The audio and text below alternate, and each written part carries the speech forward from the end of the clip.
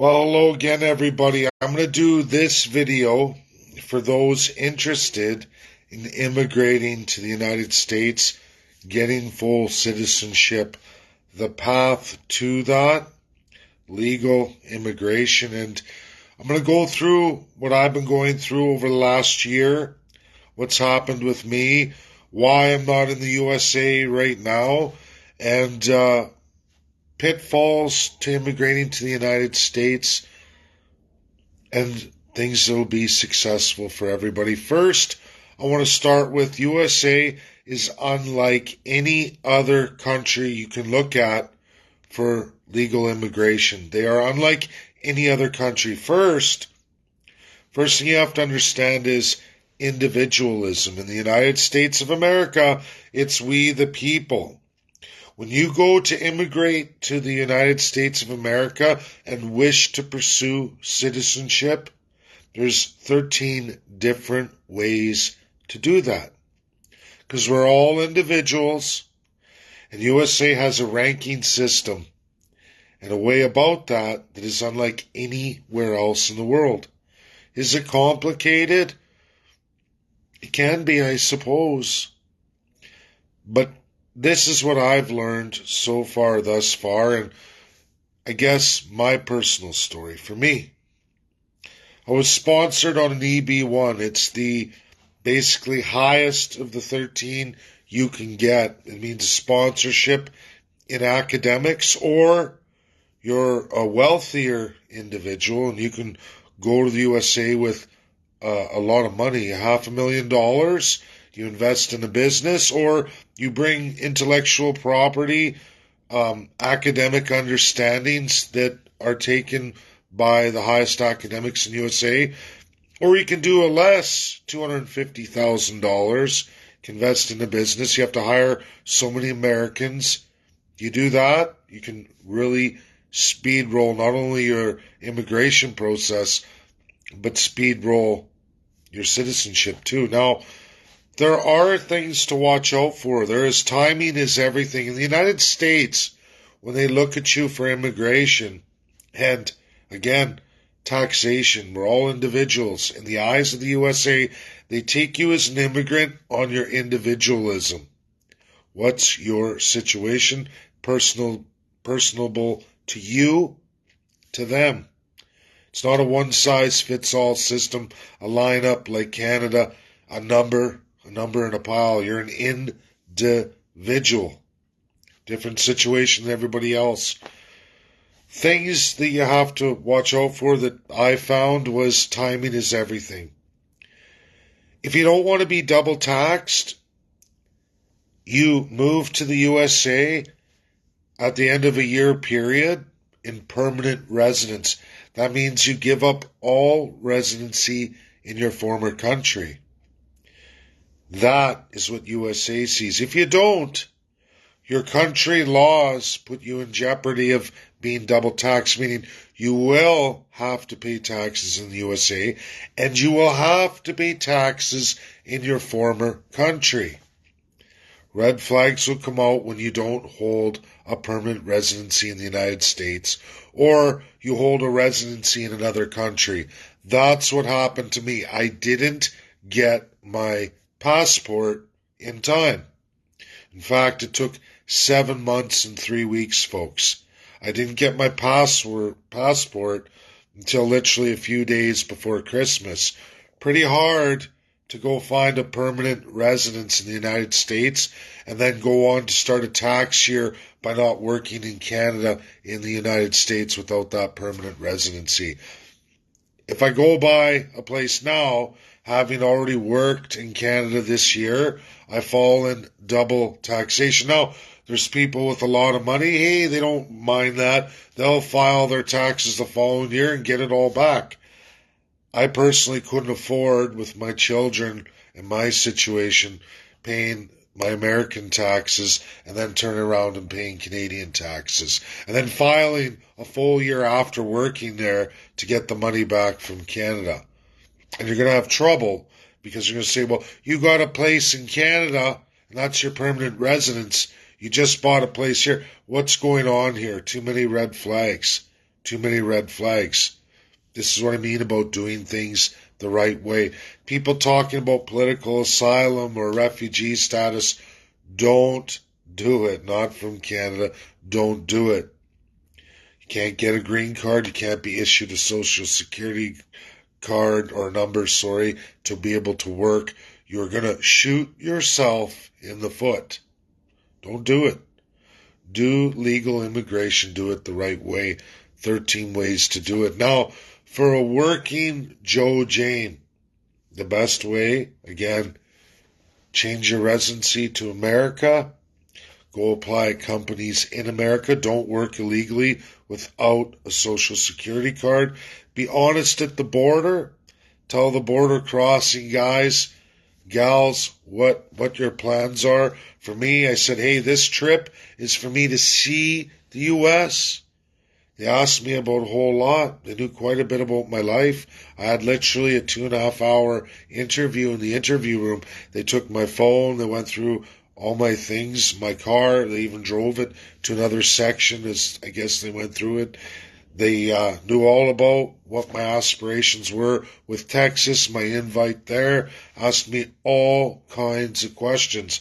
I said, yes, I may wish to pursue citizenship. Yes, I may wish to pursue a green card. At this time, I just want to have a look at your country, travel through it, see what it's all about, get to know generally what people are like. I did 6 states, nothing major. I need to do more. I'm going to New York to be honest about what I'm doing there too. Just be honest with them. Don't try to work illegally. Don't do it. You'll get banned for 5 years. Don't do political asylum. Don't do refugee. Don't claim all these things. Do it the legal and proper way. Everybody, there are many different paths, many levels of green cards you can get. Not that it matters. A green card will give you access to a social security number. It will allow you to work. For average Joe Janes, you can work 3 years full time, meaning get that permanent residence, have that in place. Work there 3 solid years. You can go back to Canada for limited amounts of time. Don't mess up your job. Always renew your green card well in advance. Get the paperwork done. Do 3 solid years. Oh, no interruptions. Get your hours and time in. You can still go home and visit, but it's very limited. They have a time window frame. You're allowed to do that each and every year. If you go outside that, you lose credit of the year. You're basically starting over another year. It's why some people have been working in USA for 12 years and still don't have a citizenship. Because too many trips home, didn't renew on time, didn't follow the paperwork, didn't do things, crossing the T's, dotting the I's. Again, there's many ways to it. It's not an easy answer, people, on how this works. It's all individual, and that's how it's treated. There's tests you can do, a test for citizenship. You can do that at the embassy. You can do that anytime you wish, but you still have to go through your requirements, and they're different for everybody. If you're a business person, you have a ton of money, you can invest $500,000 USD or $250,000 USD. There is a business way to speed roll it. If you have intellectual property, academic skills in academics and research, there's a way for you to go. I missed this opportunity this time. I gave that away, but it's not over. There'll be more. I know there will be more, but I'm going to keep going on my path. It's delayed me a whole year. I know about the residency. I had it planned. It just didn't work out for me. Whose fault was it? Well, the government of Canada. Have you ever heard of somebody taking 7 months and 3 weeks to get their passport? Well, it happened to me. And I know it's happened to a pile of Canadians. COVID was blamed, but reality is why such astronomical delays? 2 to 6 weeks should be all it ever is. But our services are crumbling in Canada. It's becoming a socialism. It's a crown, old world order socialism. Keep the subjects down. Don't let them be mobile. Are there age issues in immigration? Yes. Is there education issues in immigration? Yes. Is there skilled immigration? Yes. There's many different paths. It's easy reading for a lot of people to go through it and find out what suits you. I can't answer those questions for people because we're all individuals in the eyes of the United States, and you have to apply to your situation. I can't figure that out for everybody. I just figure out my own situation with what they have listed. And always be honest with the states. Don't lie at borders. Don't lie about a thing. They ask you these questions. You get screened. You just tell the truth, the whole truth, and you go from there. It worked out for me so far, and I'm not going to blow it, and I'm going to keep pursuing that. At least I guess I have a whole year to find a place, but of course that means ditching Canada, and of course I'm a working stiff. I have to work every day of my life, and I will have to do that in Canada at least for a whole nother year. That's reality. Will I find a place in the US? Yeah, I will. And I'll make sure that's done before the year's out. But like I said, we all got to work, and we all got to maintain, and that's what's happened to me. It was supposed to be last November, didn't materialize for me. Again, whose fault was that? Government of Canada. My passport was delayed, not just the 6 months that I had anticipated, but it turned out to be 7, almost 8 months. And it was an astronomical time. Nobody can account for. Got it at Christmas, but again, too late to really plan anything, especially as I flew home to see my kids at that point. I mean, you're not going to turn around and fly away and try to find a place in less than 8 days during the Christmas period. That's not going to happen. And that's what happened, unfortunately. I have to eat that. Canadians interested in that, pursue legal immigration. Permanent residence. Permanent residence. I know you've heard that term in Canada. Well, it applies in USA too. They want to see that you have a permanent residence there, that you've given up your residence in your country. These things all help you and are on your side. But if you don't do any of that, like I said, they're not going to take you seriously, and you could actually find yourself paying double taxes. So, take these steps. I hope this video helps. For those interested, that's the path I'm on. Been on it, planning it for a long time. Again, the government of Canada really screwed me over. It's what it is. That's life, and Canada's not getting any better. So that's my video. I hope it helps. I hope people take the time to look at this stuff as it really is. Because if you don't, you think you can do refugee or political asylum, you're only going to shoot yourself in the foot. Not only will you not get citizenship, you won't be able to work. You'll be left in limbo.